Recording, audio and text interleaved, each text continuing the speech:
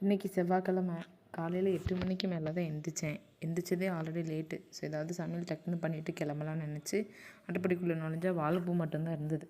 இது என்ன நமக்கு வந்து சோதனை, வாழைப்பூ மட்டும்தான் இருக்குது, இதை பக்குவம் பார்க்குறதுக்கே 1 மணி நேரம் ஆகுமே நினச்சி வேறு வழி இல்லாமல் அதை பக்குவம் பார்த்துட்டு அதே கையோட சின்ன வெங்காயம் தான் பொரியலுக்கு நல்லாயிருக்கும், சாம்பாருக்கு நல்லாயிருக்குன்னு சொல்லி அம்மா சொன்ன ஒரே காரணத்தினால காலையிலேயே சின்ன வெங்காயத்தை உரிக்கிற வேதனை இருக்குதே, அது சமைக்கிற ஆண்களுக்கும் பெண்களுக்கும் மட்டும்தான் தெரியும்.